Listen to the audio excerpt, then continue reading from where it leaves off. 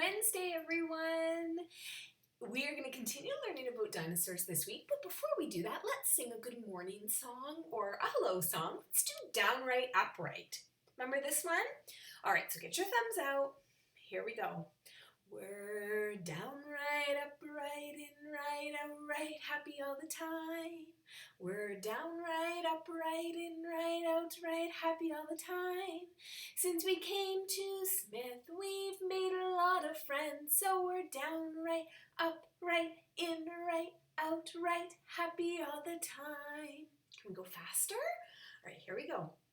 We're downright upright and right outright happy all the time. We're downright upright and right outright happy all the time. Since we came to Smith, we've made a lot of friends, so we're downright upright and right outright happy all the time. All right, can we go supersonic fast? I think you can do it. You ready? We're downright upright and right outright happy all the time. We're downright upright and right outright happy all the time. Since we came to Smith, we've made a lot of friends, so we're downright upright and right outright happy all the time. Awesome. Good job, friends. All right, let's start our circle time off with our name game.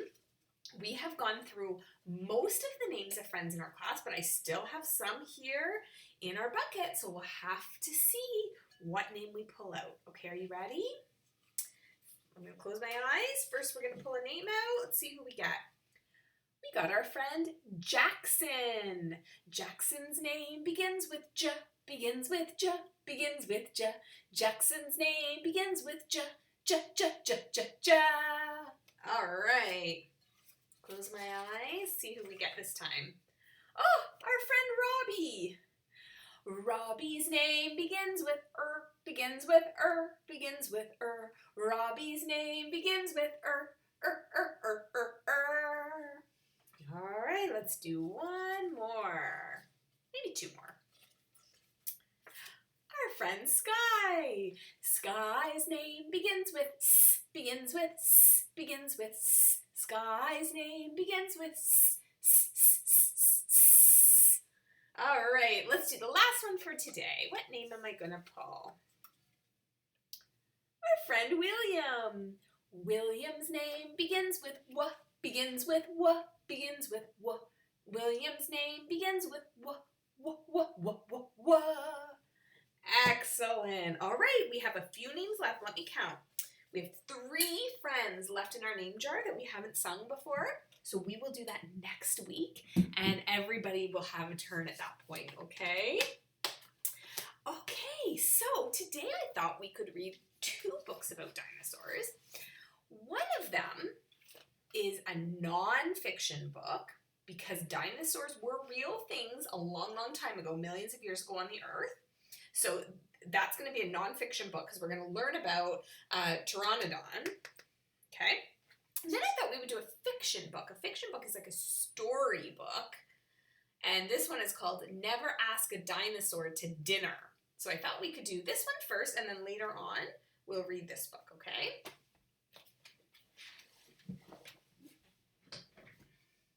Never ask a dinosaur to dinner. Never ask a dinosaur to dinner. Really, never ask a dinosaur to dinner. Because a T-Rex is ferocious and his manners are atrocious. And you'll find that if he's able, he will eat the kitchen table. He'll grow fatter while the rest of you grow thinner, so never ask a dinosaur to dinner. Please don't share your toothbrush with a shark. Really, please don't share your toothbrush with a shark. They've got so many rows of teeth on the top and underneath, and if any self-respecting shark will want each little tooth to sparkle, if you rush him, he may make a rude remark. So please don't share your toothbrush with a shark. Okay.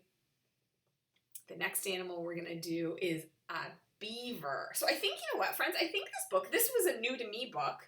I think the only dinosaur that was in it was actually on the first page, and it's all about other animals, which is okay too. That's what I love about new to you books. Somebody else got to enjoy this book for a long time and then they passed it on to me. And that's kind of fun because I get to read it with you for the first time. All right. Never let a beaver in the basin. Really, never let a beaver in the basin. He'll block it up with sticks and mud and turn the taps on till they flood and build a great big beaver dam and fill the whole thing up with salmon. And it won't be very nice to wash your face in. So never let a beaver in the basin. Look at all the fish swimming around. Look at him relaxing. Please don't use a tiger as a towel. Really, please don't use a tiger as a towel. Because in case you have forgotten, tigers are not made of cotton, and although they're furred quite thickly, they can get cross very quickly. Cross means angry. And you'll find they have a rather scary growl, so please don't use a tiger as a towel.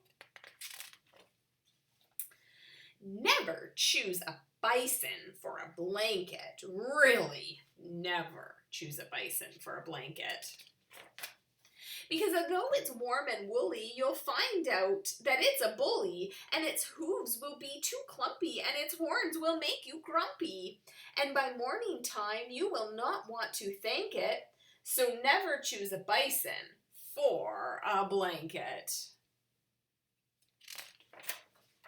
Please don't let a barn owl in your bed.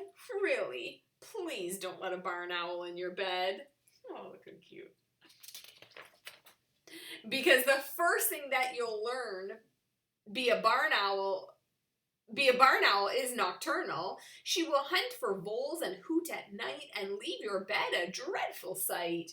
You'll wish that owl was a barn instead, so please don't let a barn owl in your bed.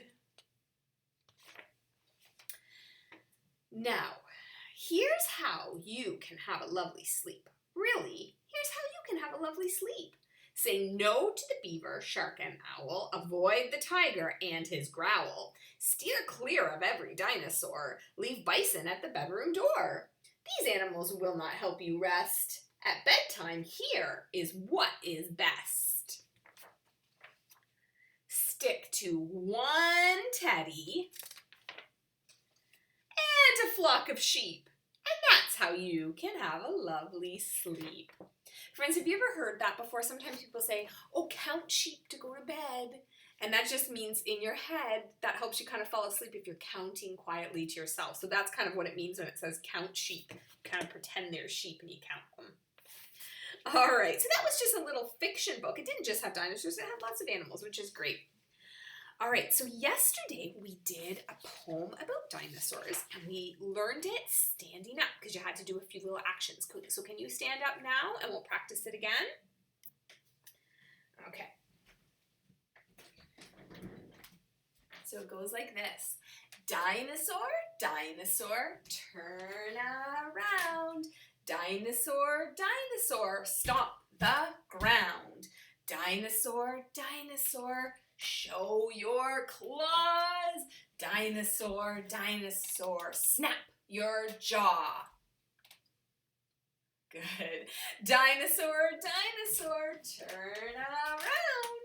Dinosaur, dinosaur, sit back down. All right, are you sitting back down, friends? Good job. Okay, and I have a new little poem for you today about a dinosaur egg. Can you pretend you have a dinosaur egg? Now, dinosaurs were very big creatures when they roamed the earth. So when we have like an egg for breakfast, the eggs in your fridge are probably about that big. They're not too big. But can you really think about how big a dinosaur egg would be? That would be much bigger because a baby dinosaur would be quite large even when it's a baby. Not all dinosaurs were really, really huge, but a lot were. So if I had a dinosaur egg, I might think it's like this big. Can you pretend you're holding a dinosaur egg? All right. So it says, inside her eggshell white and round. Do the round shape. There we go. Baby dinosaur is safe and sound. But she wants to come out into the light. So she pushes and shoves with all her might. Pretend you're a dinosaur trapped in that egg. Her shell soon cracks and cracks. And pop! One big jump! And out she pops. What dinosaur do you think would come out of the egg that you found? There are so many different kinds of dinosaurs, aren't there?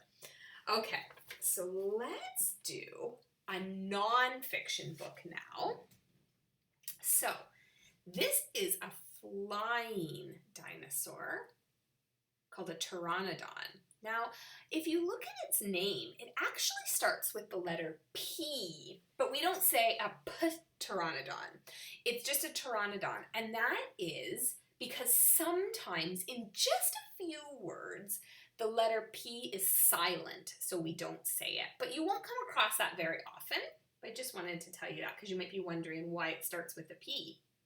Hey, look at what that dinosaur looked like. Look at on its head what it has. Look at it, how wide its wings are. You ready to learn more about it? Okay. And this book is a nonfiction book, so it is going to have, a table of contents. So if we wanted to learn about what Pteranodon did, it would be page 16. We would go to, a flying reptile. Sorry, let me move that so you can see. There we go. Pteranodon was a prehistoric flying reptile. Its wings opened as wide as a small airplane. Think of that, friends. That's how big it was, the size of a small airplane. Wow, can you imagine seeing that flying in the air? Remember what we talked about yesterday, where there were not cameras, they were not invented yet because people did not live on the earth when dinosaurs lived on the earth. So when we see pictures in a book, even though they look really real, like that looks like a photograph that someone took with the camera, it's actually just an artist that makes these pictures using paint or other materials, right? And they're making their best guess about what these dinosaurs looked like based on the fossils that paleontologists find. Pteranodon lived near oceans in North America and Europe. It lived about 85 million years ago. How Pteranodon looked. Pteranodon was as heavy as a young child. It weighed about 37 pounds. So I know everybody weighs different amounts, but probably, I would say some of our JKs might weigh around 37 pounds, maybe even some of our SKs, and that's pretty light for such a big dinosaur, but it had to be light because it flew in the air, right? So it had to be pretty light. Pteranodon had a long crest on its head, and that's what this is. That's called a crest. Pteranodon had a pointed beak. It did not have teeth. I'll give you a close-up of that.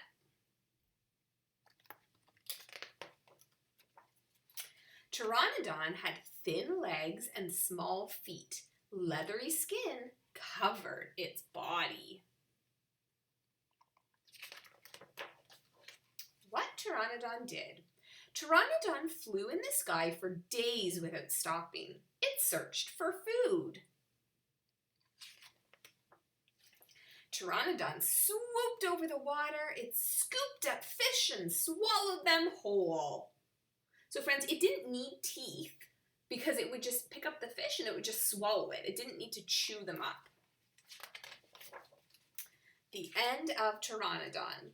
Pteranodons died about 65 million years ago. No one knows why they all died. You can see Pteranodon fossils in museums. So I'd like to show you this.